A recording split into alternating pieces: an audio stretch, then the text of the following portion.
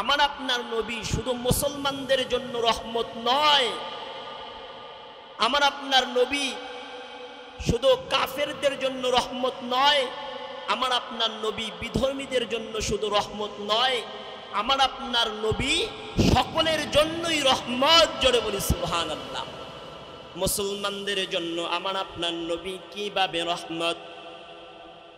আল্লাহ রাব্বুল আলামিন আমার আপনার নবীকে মুসলমানদের জন্য কিভাবে রহমত করে দুনিয়াতে পাঠাইলেন। এক নাম্বার কথা শুনি, আমার আপনার জন্য রহমত হলো লা ইলাহা ইল্লাল্লাহ, আল্লাহ ব্যতীত কোনো কি নাই, আল্লাহ ব্যতীত ইবাদতের উপযুক্ত কোনো মাবুদ নাই। ইন্নাকা হামিদুম মাজিদ।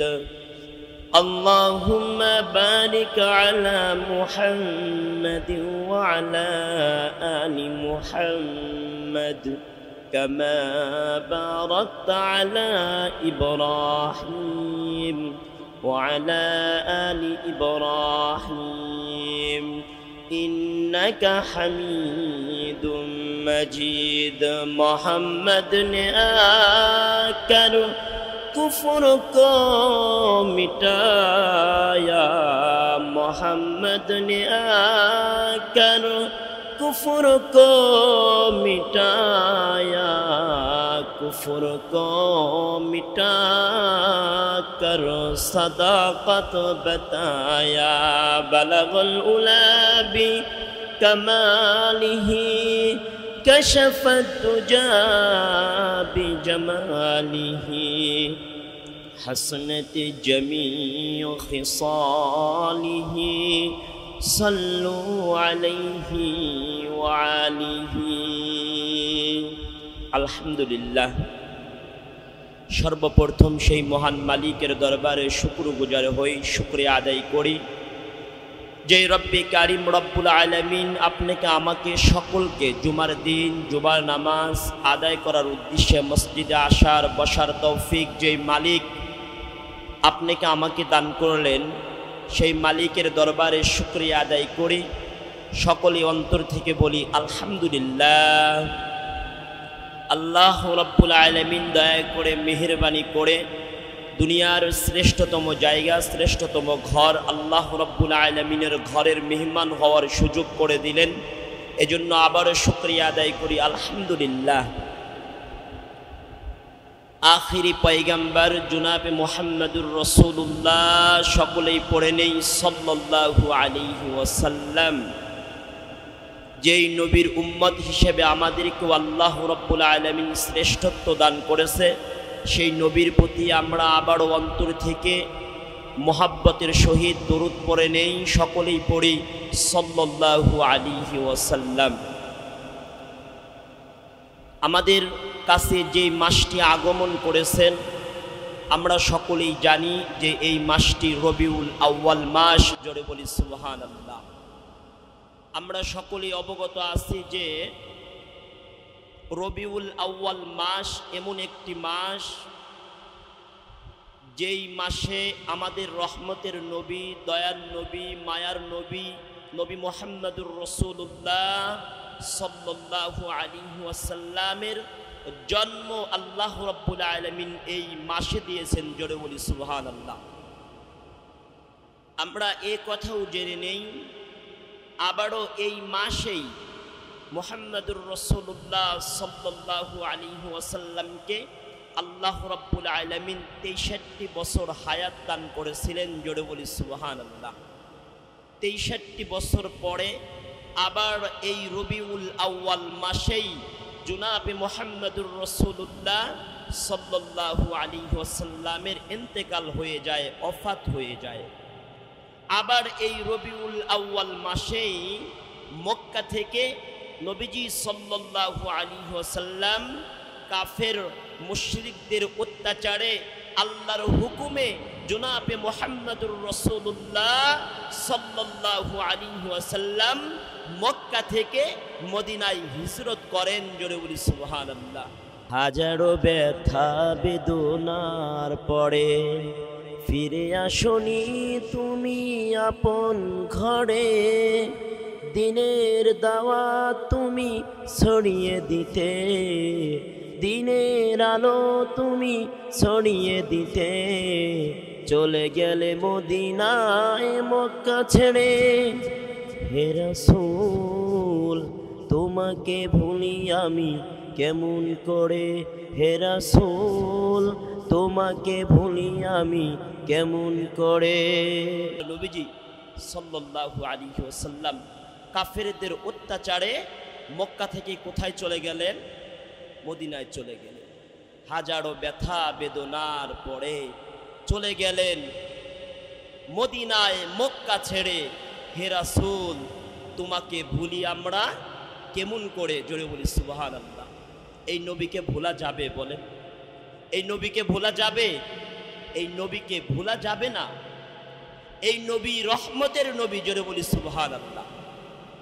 ওমা আরসালনাকা ইল্লা রাহমাতাল লিল আলামিন, শুধু জুদোষ রহমাতাল লিল আলামিন, মসজিদে উশুদ হামার ওয়ে জমিন। সুবহানাল্লাহ।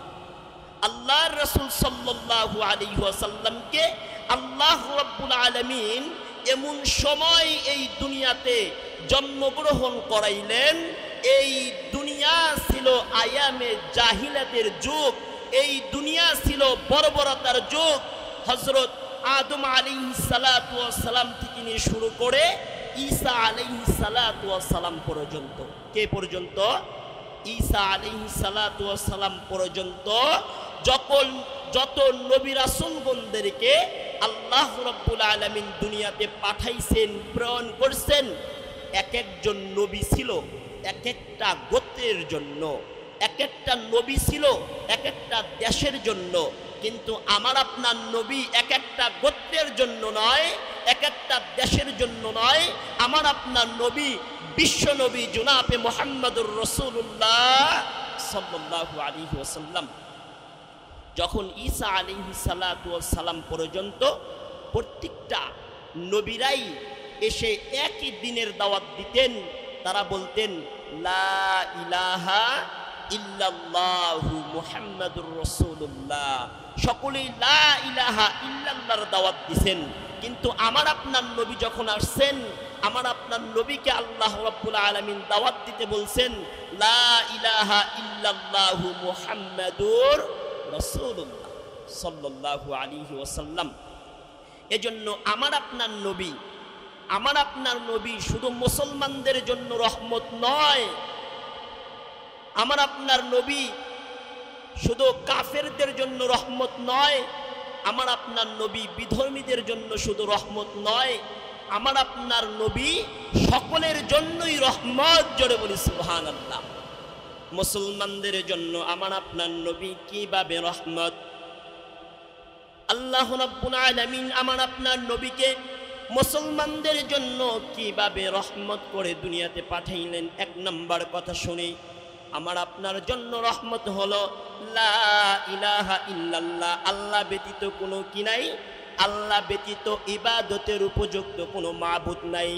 লা ইলাহা ইল্লাল্লাহর পরে মুহাম্মাদুর রাসূলুল্লাহ সাল্লাল্লাহু আলাইহি ওয়াসাল্লাম যদি লা ইলাহা ইল্লাল্লাহকে মেনে নিয়ে নবী মুহাম্মদুর রাসূলুল্লাহ সাল্লাল্লাহু আলাইহি ওয়াসাল্লামের তরিকা আল্লাহ রাব্বুল আলামিন মুহাম্মদুর রাসূলুল্লাহ সাল্লাল্লাহু আলাইহি ওয়াসাল্লামের যে তরিকা, এই তরিকাকে যদি কোনো ব্যক্তি মেনে নেয়, ব্যক্তি মুসলমান হয়ে যায় আর নবীর তরিকায় জিন্দেগি চালায়, আল্লাহ রাব্বুল আলামিন তাকে জান্নাত দান করবেন। সুবহানাল্লাহ। নবী মুসলমানদের জন্য রহমত, নবী ইহুদিদের জন্য রহমত, নবী কাফেরদের জন্য রহমত। এটা আবার কেমন কথা? কারণ দুনিয়াতে দেখেন, আমরা ইতিপূর্বের দিকে তাকাই, অনেক নবীর উম্মতেরাই দুনিয়ার বুকে পাপাচার করার কারণে, দুনিয়ার বুকে বিভিন্ন আল্লাহর সাথে নাফরমানি করার কারণে আল্লাহ রাব্বুল আলামিন জমিনের উপরে তাদেরকে ধ্বংস করে দিয়েছেন। কথা ঠিক না ঠিক? কিন্তু আখিরি জামানার নবীর উম্মতগণ দুনিয়াতে এসে কাফেররাও তো বিভিন্নভাবে আল্লাহর নাফরমানি করে, খ্রিস্টানরাও তো আল্লাহ রাব্বুল আলামিনের নাফরমানি করে, কিন্তু আল্লাহ রাব্বুল আলামিন এদেরকে ধ্বংস করেন না, গজব দেন না। কারণ নবীর কারণে নবী দোয়া করেছেন আমার উম্মতদেরকে যেন দুনিয়ার কোনো আযাব দিয়ে ধ্বংস করা না হয়। সুবহানাল্লাহ। কাফেররা আল্লাহর এত অবাধ্য, এভাবে আচরণ করতেছেন, কিন্তু আল্লাহ রাব্বুল আলামিন কি দেন না? গজব দেন। নবী আলাইহিস সালাতু ওয়াস সালাম দেখেন একজন শত্রুকেও নবী মুহাম্মদুর রাসূলুল্লাহ সাল্লাল্লাহু আলাইহি ওয়াসাল্লাম ভালোবাসেন। সুবহানাল্লাহ। মক্কা বিজয়ের পরে নবীজি সাল্লাল্লাহু আলাইহি ওয়াসাল্লাম দেখেন একটা বৃদ্ধা মহিলা, একটা বুড়ি মহিলা একটা পূজা নিয়ে রাস্তা দিয়ে হেঁটে যায়। নবী মুহাম্মদুর রাসূলুল্লাহ সাল্লাল্লাহু আলাইহি ওয়াসাল্লাম এই দৃশ্যটা দেখার পরে আমার আপনার রহমতের নবী, মায়ার নবী, এই যে বোঝাটা নবীজি নিজে মাথায় নেন। সুবহানাল্লাহ। নবীজি নিজে বোঝাটা নেওয়ার পরে এই যে মহিলাটা সামনে যায় আর বোঝাটা নিয়ে আমার আপনার নবী পিছনে পিছনে যায়। সুবহানাল্লাহ। কিছু দূর যাওয়ার পরে এই মহিলাকে জিজ্ঞাসা করে, আম্মা জান আপনি কোথায় যাবেন? এই মহিলাটা নবী মুহাম্মদুর রাসূলুল্লাহ সাল্লাল্লাহু আলাইহি ওয়াসাল্লামকে বলে, আমি শুনেছি মক্কার ভিতরে নাকি একজন জাদুকারের আবির্ভাব হয়েছে, এজন্য আমি মক্কা থেকে অনেক দূরে চলে যাই। এবার মুহাম্মদুর রাসূলুল্লাহ সাল্লাল্লাহু আলাইহি ওয়াসাল্লামকে এই কথা বলার পরে নবীজি আর কিছু বললেন না। এবার নবীজিকে জিজ্ঞাসা করেন, তোমার নামটা কি গো, তোমার নামটা বলো। এবার মুহাম্মদুর রাসূলুল্লাহ সাল্লাল্লাহু আলাইহি ওয়াসাল্লাম নাম গোপন না করে মুহাম্মদুর রাসূলুল্লাহ সাল্লাল্লাহু আলাইহি ওয়াসাল্লাম তার নামটা বলে দেয়। সুবহানাল্লাহ। নামটা বলার পরে মহিলাটা অবাক।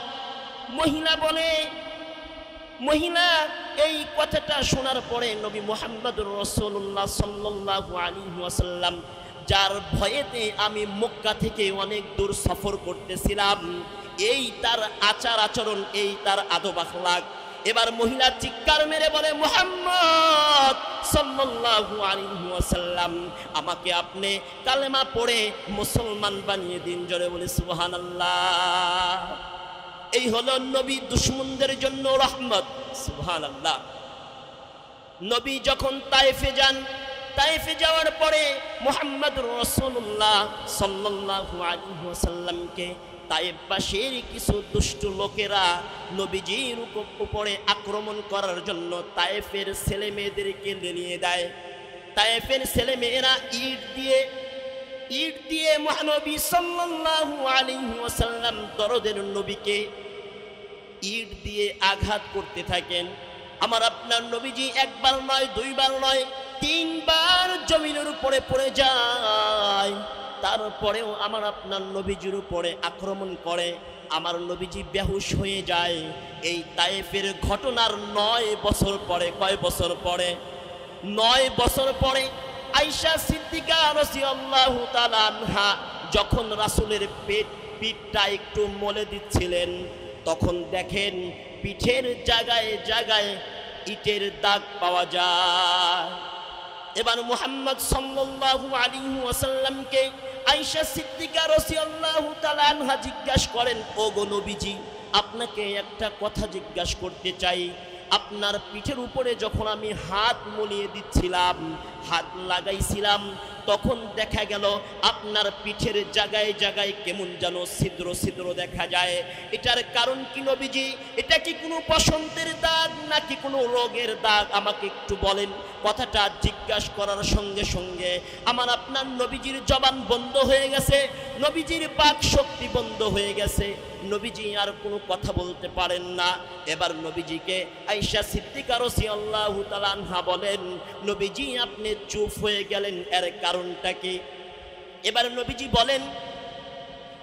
বলেন, আয়েশা এটা তো আমার কোনো বসন্তর দাগ নয়, এটা কোনো রোগের দাগ নয়, এটা 9 বছর আগে তায়েফের দুষ্টু ছেলেরা আমার উপরে ইট পাটকেলের আক্রমণ করেছিল। মুহাম্মদ সাল্লাল্লাহু আলাইহি ওয়াসাল্লামকে যখন তায়েফের দুষ্টু লোকেরা যখন আগাতে আগাতে জর্জরিত করেছিল, মুহাম্মদুর রাসূলুল্লাহ সাল্লাল্লাহু আলাইহি ওয়াসাল্লাম এই রক্ত ঝরা শরীরে পাহাড়ের গুহায় গিয়ে হেলান দিয়ে একটু বিশ্রাম নিচ্ছিলেন। এই মুহূর্ত অবস্থায় জিবরাইল আলাইহিস সালাতু ওয়াস সালাম হাজির হয়ে গেলেন। জিবরাইল আলাইহিস সালাতু ওয়াস সালাম বলেন, নবীজি আপনি একটাবার বলেন, আপনি একটাবার বলেন, আমি দুই পাহাড়ের চাপ দিয়ে তায়েফবাসীদেরকে আমি ধ্বংস করে দেই।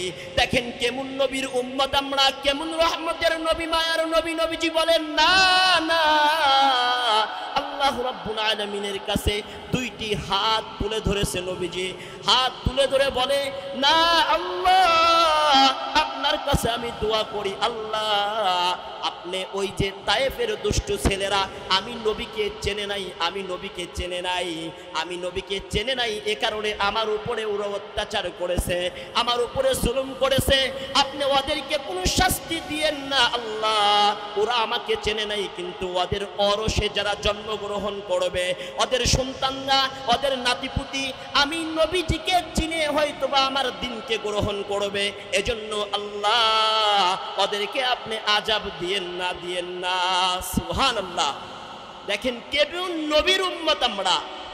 নবীকে মারতে মারতে একবার নয়, দুইবার নয়, 3 বার নবীজিকে বেহুশ বানিয়ে ফেলছে।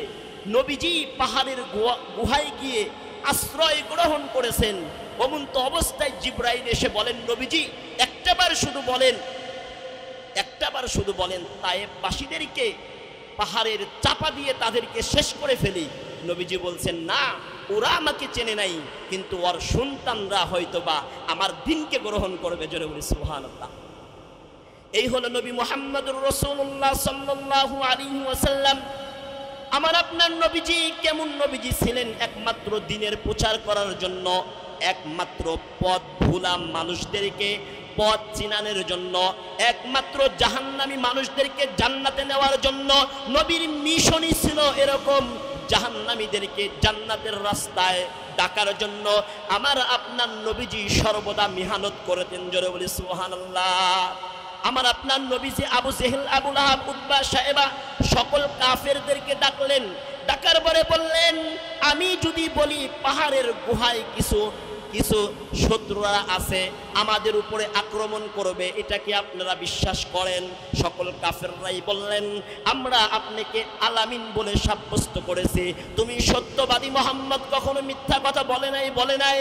তাহলে এই কথা যদি বিশ্বাস করেন, তাহলে আপনাদেরকে বলি, আপনারা যে মূর্তি পূজা করেন, আপনারা যে বিভিন্ন আগুনের পূজা করেন, আপনারা যে শিরক করেন, এটা ভুল। আপনারা সকলেই পড়ে নেন, কুলু লা ইলাহা ইল্লাল্লাহ। সুবহানাল্লাহ। ইয়া আইয়ুহান নাস কুলু লা ইলাহা ইল্লাল্লাহ। আমার আপনার নবী বললেন, হে লোক সকল, সকলেই পড়ে নেন এক আল্লাহর কথা, লা ইলাহা ইল্লাল্লাহ। সুবহানাল্লাহ। দেখেন নবীজি যখন এক আল্লাহর কথা বললেন, তখনই সবাই নারাজ, তখনই নবীজির উপরে জুলুম অত্যাচার শুরু। কথা ঠিক না ঠিক? দেখেন আবু জেহেলও একটা চমৎকার কথা বলি, আমাদের হাবিবুর রহমান যুক্তিবাদী হুজুর একটা কথা বলতেন যে আবু জেহেল একদিন যাচ্ছেন একটা বিয়ের দাওয়াত খাইতে। কোথায় যাচ্ছেন? বিয়ের দাওয়াত খাইতে। আচ্ছা, বিয়ের দাওয়াত খাইতে গেলে কিছু হাদিয়া নিয়ে যাইতে হয় কি হয় না? আবু জেহেল হাদিয়া নিয়ে যাচ্ছে একটা মূর্তি। কি নিয়ে যাচ্ছে? একটা মূর্তি নিয়ে যাচ্ছে। এখন যখন রাস্তার পাশে যখন পিশাবে চাপ দিছে, ওই মূর্তি এক গাছের গোড়ায় রেখে আবু জেহেল পিশাব করা শুরু করছে। কি করা শুরু করছে? পিশাব করা শুরু করছে। এবার মূর্তির উপরে এসে এক কুকুর পিশাব করে। কি পিশাব করে? এক কুকুর পিশাব করে। দেখেন ঘটনাটা যদিও হাস্যকর, কিন্তু এখান থেকে চমৎকার একটা শিক্ষণীয় বিষয় হলো, আবু জেহেল এই মূর্তিকে বলে, তুমি নিজেকে নিজে এই কুকুরের পিশাব থেকে বাঁচাইতে পারলা না, তাহলে আমাদেরকে কেমনে বাঁচাইবা? সুবহানাল্লাহ। তাহলে কি, কথাটা 3 বার বলেন আবু জেহেল, তাহলে কি মুহাম্মদুর রাসূলুল্লাহ সাল্লাল্লাহু আলাইহি ওয়াসাল্লামের ধর্ম সত্য? সুবহানাল্লাহ।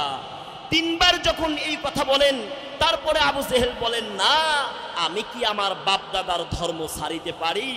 ওয়াজআলনা মিন বাইনি আইদিহিম সাদ্দাও ওয়া মিন খালফিহিম সাদ্দান ফাগশাইনাহুম ফাহুম লা ইবসিরুন। আল্লাহ রাব্বুল আলামিন কোরআনে বলেন, তারা ভালো জিনিস দেখতে পারে না, কারণ তাদের সামনে দিয়ে আমি নির্মাণ করে দিছি প্রাচীর, দেওয়াল, ফলে দেওয়ালের ওই পাশে কি আছে ভালো জিনিসগুলো তারা কি করতে পারে না, তারা দেখতে পারে না, কারণ তাদের কপালে হিদায়াত নাই। এই কথা ঠিক না ব্যাঠি? দেখেন, রাসূলুল্লাহ সাল্লাল্লাহু আলাইহি ওয়াসাল্লামের চাচা আবু তালেব, আমরা সকলেই ঘটনা জানি। 37টা বছর রাসূলুল্লাহ সাল্লাল্লাহু আলাইহি ওয়াসাল্লামকে হাতের নিচে রেখে নবীজিকে মোহাব্বত করতেন। বিভিন্ন কাফেররাও এই আবু তালেবের ভয়েতে রাসূলুল্লাহ সাল্লাল্লাহু আলাইহি ওয়াসাল্লামকে কিছু বলতে পারতো না। মুহাম্মদুর রাসূলুল্লাহ সাল্লাল্লাহু আলাইহি ওয়াসাল্লামের চাচা আবু তালেব যখন মৃত্যু সজ্জায়, তখনও রাসূলুল্লাহ সাল্লাল্লাহু আলাইহি ওয়াসাল্লামের বড় কষ্ট, আমার চাচা এভাবে মৃত্যুবরণ করবে, আমার চাচা যদি কালেমা ছাড়া মৃত্যুবরণ করে, দিন ছাড়া যদি মৃত্যুবরণ করে, তাহলে তো আমার চাচা জাহান্নামী। এটা কিভাবে সম্ভব? আমার চাচা এভাবে মৃত্যুবরণ করবে, আমার মনকে আমি মানাইতে পারি না। জনাবে মুহাম্মদুর রাসূলুল্লাহ সাল্লাল্লাহু আলাইহি ওয়াসাল্লাম বললেন, চাচা আপনি একটাবার শুধু বলেন লা ইলাহা ইল্লাল্লাহ, একটাবার শুধু বলেন। চাচা বলে না, চাচা শুধু তাকিয়ে থাকে। জনাবে মুহাম্মদুর রাসূলুল্লাহ সাল্লাল্লাহু আলাইহি ওয়াসাল্লাম বলেন, চাচা একটু আপনি মুখটা নাড়ান, আপনি একটাবার শুধু মুখটা নাড়ান, আমি আল্লাহর কাছে বলবো, আমি আল্লাহর কাছে বলবো আমার চাচা দিনের উপরে ছিল। জোরে বলি সুবহানাল্লাহ। চাচা আর বলে না। চাচা যদিও একটু মনটা নরম নরম হয়, চাচার ডান পাশে মুহাম্মদুর রাসূলুল্লাহ, অপর পাশে আবার মুফতি আবু জেহেল। কি মুফতি? আবু জেহেল। আবু জেহেল ফতোয়া দিচ্ছে, না না, এতদিন তুমি আমাদের ধর্মের উপরে ছিলা, এখন কি কুফরের ধর্মের উপরে মৃত্যুবরণ করবা? নাউজুবিল্লাহ। এবার দেখেন, রাসূলুল্লাহ সাল্লাল্লাহু আলাইহি ওয়াসাল্লাম বলে, কুফরের ধর্ম ছেড়ে দিয়ে তুমি লা ইলাহা ইল্লাল্লাহকে বিশ্বাস করে মৃত্যুবরণ করো। আর আবু জেহেল বলে, এতদিন সঠিক ধর্মের উপরে ছিলা, এখন কি আবার ওই কুফরের ধর্মের উপরে মৃত্যুবরণ করতে চাও? এবার মুহাম্মদুর রাসূলুল্লাহ সাল্লাল্লাহু আলাইহি ওয়াসাল্লাম অজরে কাঁদতেছিলেন, চাচা এভাবে মৃত্যুবরণ করবে, হৃদয় ভেঙে যাইতেছিলেন।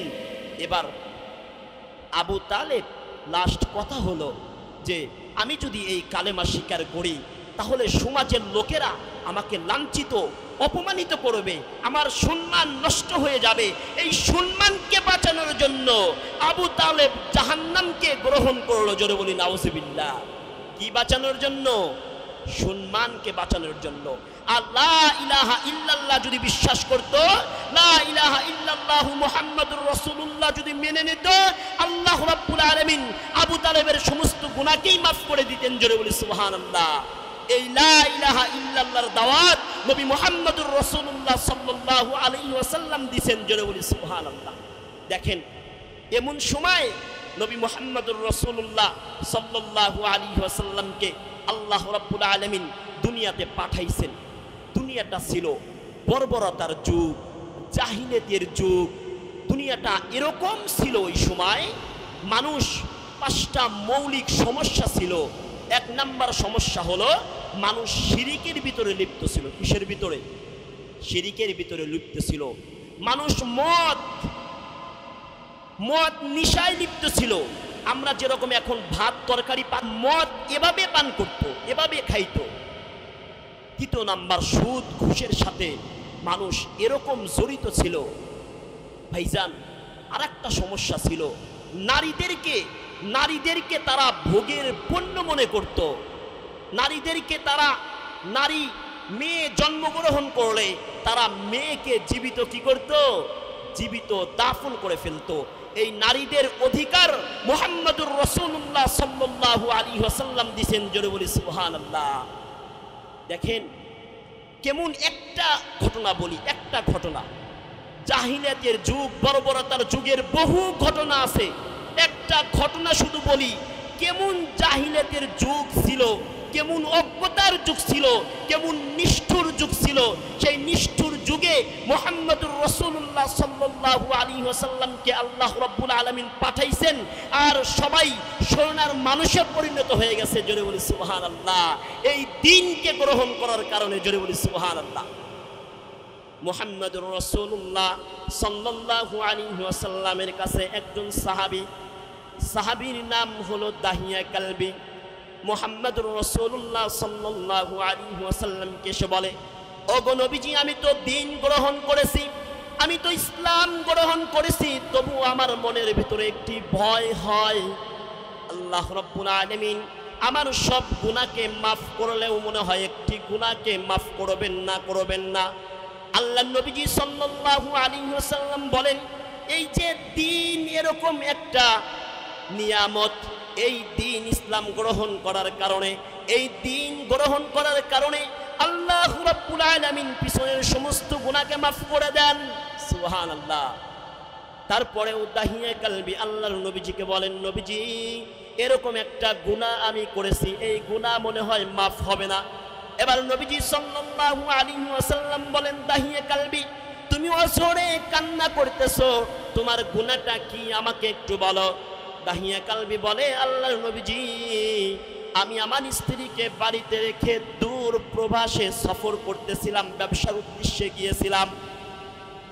যখন আমি বাড়ি থেকে যাই তখন আমি জানি আমার বিবির গর্ভে একটি সন্তান আছে। আমি আমার বিবিকে বলে গেলাম, বিবি, যদি মেয়ে সন্তান হয় তাহলে হত্যা করে ফেলবা, কারণ সমাজের ভিতরে যারা মেয়ের বাবা হয় এদেরকে অনেক লাঞ্ছিত বঞ্চিত করা হয়, এদেরকে অপমানিত করা হয়। এবার আমি তো গেলাম সফরে, এবার এসে শুনি 4 বছর যখন মেয়েটার বয়স, তখন আমি বাড়িতে এসে দেখি এই যে মা, মায়ের হৃদয় এত ভালোবাসা আল্লাহ রাব্বুল আলামিন দান করেছেন। ভাইজান, আমি আপনি পুরুষ মানুষ, আমি আপনি মায়ের ভালোবাসা বুঝতে পারবো না, আমি আপনি মায়ের ভালোবাসাটা বুঝতে পারবো না। মা জানে সন্তানের জন্য তার হৃদয়ের ভিতরে কি ব্যথা, কি ভালোবাসা। এবার মা তো সন্তানকে মারতে পারে নাই, মা সুন্দর মেয়ে হইছে, কারণে মেয়েটার নাম রেখে দিয়েছে জামিলা। সুবহানাল্লাহ। মেয়েটাও সুন্দর, নামটাও সুন্দর, আর জামিলা নামের শব্দের অর্থই হলো সুন্দর। জোরে বলি সুবহানাল্লাহ। এবার বাবাটা 4 বছর পরে এসে যখন দেখে ফুটফুটে একটা মেয়ে, মা শিখাইছেন, বাবা যখন আসে বাবাকে আব্বু আব্বু করে ডাকবা, বাবার ভিতরে এরকম ভালোবাসা সৃষ্টি করবা যাতে তোমাকে মেরে না ফেলে। মায়ের মনে ভয় যে স্বামী আসবে, স্বামী এসে যদি মেয়ে সন্তান দেখে তাহলে হয়তো বা মেরে ফেলবে। এবার স্বামী যখন 4 বছর পরে আসছে, যখন মেয়েটা কথা বলে তখন মেয়েটা বাবাকে বলে আব্বা আব্বা ডাকে। এবার দাহিয়া কালবি এই কথাগুলো রাসূলকে বলতেছেন, রাসূলুল্লাহ সাল্লাল্লাহু আলাইহি ওয়াসাল্লাম কথাগুলো শুনতেছেন। এবার দাহিয়া কালবি বলে, হুজুর, যখন মেয়েটা আমাকে আব্বু আব্বু বলে ডাকে আমার হৃদয়ের ভিতরে অনেক মায়া হয়, এদিকে মায়া লাগে, আবার ওদিকে সমাজের একটা অপমান অপদস্থ, এটাও আমার মনের ভিতরে একটু নাড়া দেয়। রাসূল, আমি এই মুহূর্তে কি করব? আমি সিদ্ধান্ত নিলাম যে আমার মেয়েটাকেই আমি জীবিত দাফন করে ফেলবো। নাউজুবিল্লাহ। এবার স্ত্রীকে আমি বললাম, স্ত্রী, হে আমার বিবি, তুমি কি করো? জামিলাকে সুন্দর করে সাজিয়ে দাও, আমি একটু বেড়াইতে নিয়ে যাব। স্ত্রী মনে মনে ভাবছে যে জামিলাকে যেহেতু বেড়াইতে নিয়ে যাবে, এই কথা বলে, তাহলে হৃদয়ের ভিতরে জামিলার মনে হয় একটু মুহাব্বত কি হয়েছে, একটু মুহাব্বত পয়দা হয়েছেন, তাহলে জামিলাকে সাজায় দেই। এবার দাহিয়া কালবি রাসূলকে ঘটনা বলেন জামিলাকে। জামিলার মা যখন সাজিয়ে দিল, আমি জামিলাকে নিয়ে অনেক দূরে চলে গেলাম। নিয়ে যাওয়ার পরে একটা গর্ত খুঁদলাম, গর্ত খোঁদার পরে জামিলা আমার দাড়িতে যখন মাটি পড়ে, আমার চেহারায় যখন একটু ধুলাবালি পড়ে, জামিলা এই দাড়ি থেকে ধুলাগুলো মুছে দেয়, আমার আরো মায়া সৃষ্টি হয়। আমি জামিলাকে বললাম, জামিলা আমি গর্ত খুঁড়তে থাকি, তুমি একটু দূরে যাও। বাবা গর্ত দিয়ে কি করবা একটু বলো বলো। এবার দাহিয়া কালবে রাসূলকে বলেন, আমার মেয়ে যখন জিজ্ঞাসা করে তখন বললাম একটু পরেই দেখবা গর্ত দিয়ে কি করে। দেখেন কত নিষ্ঠুর হলে, যুগটা এরকম ছিল। জীবিত মেয়েকে কিভাবে দাফন করেন, অজ্ঞতার যুগ, জাহিলিয়াতের যুগ। মানুষের ভিতরে শিক্ষা না থাকলে, কুরআন হাদিসের শিক্ষা না থাকলে মানুষ কি না করতে পারে, এই ঘটনা থেকে এটা আমি আপনি বুঝতে পারি। মুহাম্মদুর রাসূলুল্লাহ সাল্লাল্লাহু আলাইহি ওয়াসাল্লামকে বলে, মেয়েটা যখন একটু দূরে গেল তখন আমি গর্ত খুঁড়তেছিলাম, খোদার পরে মেয়েটাকে যখন আবার কাছে ডেকে আনলাম, ডেকে আনার পরে বললাম, মা একটু গর্তটা একটু দেখো। এই দেখো দেখো বলতে বলতেই মেয়েটা যখন গর্তের কাছে চলে গেল, আমি ধাক্কা দিয়ে মেয়েটাকে গর্তের ভিতরে ফেলে দিলাম। রাসূল মেয়েটা আমাকে বারবার আমার কাছে কাকুতি মিনতি করতেছিল, বাবা আমার কি দোষ আমাকে একটু বলেন, বাবা আর কখনো আপনাকে আমি বাবা বলে ডাকবো না, আপনার কাছে আর কখনো আমি আসবো না। জামিলা বারবার এই কথাগুলো বলতেছিলেন, নবীজি আমি এই কথাগুলো শুনিনি, আজও পর্যন্ত জামিলার সেই ডাক আমার কান পর্যন্ত এসে পৌঁছে। সুবহানাল্লাহ, দেখেন কেমন যুগ ছিল। তাহলে এই যুগ থেকে মুহাম্মদুর রাসূলুল্লাহ সাল্লাল্লাহু আলাইহি ওয়াসাল্লামকে পাঠিয়ে আল্লাহ রাব্বুল আলামিন পুরা জাতিকে রক্ষা করেছেন। জোরে বলি সুবহানাল্লাহ। এখন নবীজি আমাদের জন্য রহমত, কিন্তু এটা আমরা বুঝি না। নবীজি আমাদের জন্য রহমত, নবীজি বিশ্বের জন্য রহমত, পুরা জগতের জন্য নবীজি রহমত, এটা আমরা বুঝি না। খন্দকের যুদ্ধে মহানবী সাল্লাল্লাহু আলাইহি ওয়াসাল্লাম নিজে শ্রমিক। খন্দকের যুদ্ধে রাসূলুল্লাহ সাল্লাল্লাহু আলাইহি ওয়াসাল্লাম নিজে শ্রমিক। একজন সাহাবী এসে রাসূলুল্লাহ সাল্লাল্লাহু আলাইহি ওয়াসাল্লামকে বলে, আল্লাহর নবীজি দেখেন খিদার কারণে আমি পেটে একটা পাথর বেঁধে রাখছি রাসূল। এবার রাসূলুল্লাহ সাল্লাল্লাহু আলাইহি ওয়াসাল্লাম তার কাপড়টা তুলে দেখায় যে রাসূল দুইটা পাথর বেঁধে রাখছে। সুবহানাল্লাহ, কয়টা পাথর? সাহাবী দেখাইলেন কয়টা? একটা। রাসূল দেখাইলেন কয়টা? দুইটা। ওই খন্দকের যুদ্ধের পাশেই ছিল হযরত জাবের রাদিয়াল্লাহু তাআলা আনহুর বাড়ি। কার বাড়ি? জাবের রাদিয়াল্লাহু তাআলা আনহুর বাড়ি। জাবের রাদিয়াল্লাহু তাআলা আনহু এই দৃশ্যটা দেখে চিন্তা করলো, রাসূলুল্লাহ সাল্লাল্লাহু আলাইহি ওয়াসাল্লাম আমার বাড়ির পাশে আসছে, আমি যদি একটু মেহমানদারি করাইতে পারতাম বড় ভালো হতো। জাবের রাদিয়াল্লাহু তাআলা আনহু স্ত্রীর কাছে গিয়ে বলে, ওগো বিবি, বাসায় মেহমানদারি করার মতো কোনো বস্তু আছে কিনা? জাবেরের স্ত্রী বলে, একটা ছোট বকরির বাচ্চা আর কিছু আটা আছে, বড়জোর ৩-৪ জন ব্যক্তিকে মেহমানদারি করানো যাবে। কয়জন ব্যক্তি? ৩ থেকে ৪ জন ব্যক্তিকে মেহমানদারি করানো যাবে। এবার জাবের রাদিয়াল্লাহু তাআলা আনহু বললেন, তাহলে রাসূলকে দাওয়াতটা দেওয়া যায়। এবার জাবের রাদিয়াল্লাহু তাআলা আনহুর স্ত্রী, জাবের রাদিয়াল্লাহু তাআলার স্ত্রী বললেন, শোনো, মাত্র ৪ জন লোককে মেহমানদারি করানো যাবে, তুমি যাবা। যাওয়ার পরে রাসূলুল্লাহ সাল্লাল্লাহু আলাইহি ওয়াসাল্লামের কানে কানে বলবা, রাসূল আমার বাসায় আপনার দাওয়াত। কোথায় বলবা? কানে কানে বলবা। সকলকে বললে সকলকে তো মেহমানদারি করানো যাবে না, সম্ভব না। এবার জাবের রাদিয়াল্লাহু তাআলা আনহু স্ত্রীর কথা মতো চলে গেলেন, গিয়ে মুহাম্মদুর রাসূলুল্লাহ সাল্লাল্লাহু আলাইহি ওয়াসাল্লাম নবীজির কানে কানে বলেন, ওগো নবীজি, আমার বাসায় আপনার দাওয়াত, আমার বাসায় আপনার দাওয়াত। এই কথাটা বলা মাত্রই নবীজি খন্দকের সকল সাহাবীকে বললেন, ওগো সাহাবীরা, শোনো শোনো, জাবেরের বাসায় সকলের দাওয়াত, সকলেই চলো।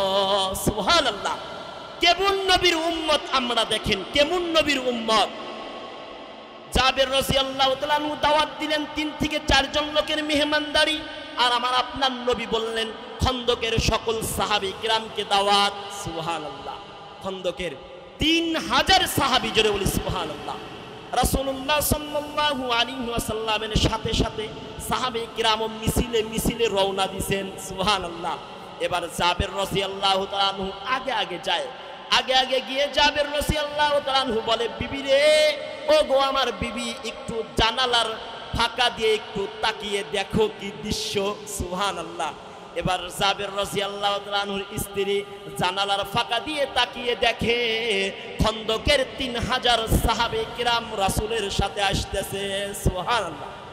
জাবের রাদিয়াল্লাহু তাআলা আনহুর স্ত্রী বলেন, আমি তোমাকে যা বলছি তুমি রাসূলকে বলো নাই? হ্যাঁ আমি বলছি তো। কয় তারপরেও রাসূলই দাওয়াত দিয়েছেন।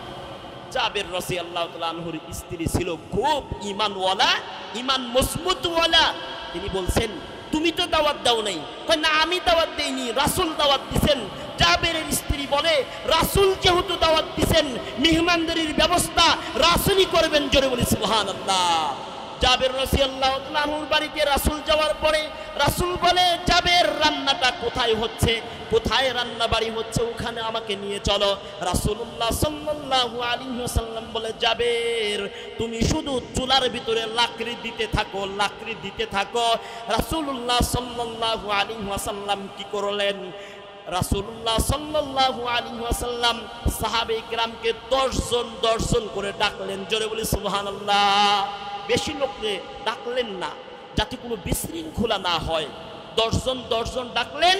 জনাবে মুহাম্মদুর রাসূলুল্লাহ সাল্লাল্লাহু আলাইহি ওয়াসাল্লাম এক একজনকে 3টি করে রুটি পরিবেশন করে। সুবহানাল্লাহ। এই হলো মুহাম্মদ সাল্লাল্লাহু আলাইহি ওয়াসাল্লাম। ভাইজান, রাসূলুল্লাহ সাল্লাল্লাহু আলাইহি ওয়াসাল্লাম আমাদের কাছে 2টি জিনিস রেখে গেছে। কয়টি জিনিস? قال رسول الله صلى الله عليه وسلم تركت فيكم أمرين لن تضلوا ما تمسكتم بهما كتاب الله وسنة رسول الله। আল্লাহ নবীজি সাল্লাল্লাহু আলাইহি ওয়াসাল্লাম বলেন, হে আমার উম্মতেরা, হে আমার উম্মতেরা, শুনে রাখো, তোমাদের কাছে 2টি জিনিস আমি রেখে গেলাম। কয়টি জিনিস? 2টি জিনিস, কোরআন সুন্নাহ বা হাদিস। কোরআন সুন্নাহ বা হাদিস। এখন কোরআন আমরা মানি, আমরা কোরআন মানি, মন মতো মানি। কোরআন যখন আমার বিরুদ্ধে চলে যায় তখন কোরআনের আইন মানতে রাজি নই। নবীর রহমত আশা করা যাবে? নবীর রহমত আশা করা যাবে না। মান আহাব্বা সুন্নতি ফাকাদ আহাব্বানি ওয়া মান আহাব্বানি কানা মাই ফিল জান্নাহ। আল্লাহ নবীজি সাল্লাল্লাহু আলাইহি ওয়াসাল্লাম বলেন, কেউ যদি আমার সুন্নাতকে মহব্বত করে, কি মহব্বত করে? কেউ যদি আমার সুন্নাতকে মহব্বত করে, সে আমাকে মহব্বত করলো। যে আমাকে মহব্বত করলো, যে আমাকে মহব্বত করলো, সে আমার সাথেই জান্নাতে থাকবে। জোরে বলি সুবহানাল্লাহ। কুল ইন কুনতুম তুহিব্বুনাল্লাহা ফাত্তাবিউনি ইউহিব্বুকুমুল্লাহ ওয়া ইয়াগফির লাকুম যুনুবাকুম আল্লাহু গফুরুর রহিম। স্বয়ং আল্লাহ রাব্বুল আলামিন বলেন, কেউ যদি আমার ভালোবাসা পাইতে চায়, সে যেন আমার নবীকে ভালোবাসে, নবীকে ভালোবাসে। জোরে বলি সুবহানাল্লাহ। আল্লাহকে ভালোবাসতে চাইলে সর্বপ্রথম কাকে ভালোবাসতে হবে? নবীকে ভালোবাসতে হবে। ইন্নাল্লাহা ওয়া মালাইকাতাহু ইউসাল্লুনা আলান নবী ইয়া আইয়ুহাল্লাযীনা আমানু সাল্লু আলাইহি ওয়া সাল্লিমু তাসলিমা। জোরে বলি সুবহানাল্লাহ। আল্লাহ রাব্বুল আলামিন বলেন যে আমি নিজে এবং কি ফেরেশতারা আমি নবীর উপরে দরুদ পড়ে, আমি নবীর উপরে দরুদ পড়ে, তোমরাও নবীর উপরে দরুদ পড়ো। জোরে বলি সুবহানাল্লাহ। আল্লাহ রাব্বুল আলামিন এই নবীর মুহাব্বত, এই নবীর ভালোবাসা আমার আপনার অন্তরে পয়দা করে দেখ। সকলে বলি আমিন। আর নবীর জীবন থেকে আমার আপনার শিক্ষা নেওয়ার তৌফিক দান করুন। সকলে বলি আমিন।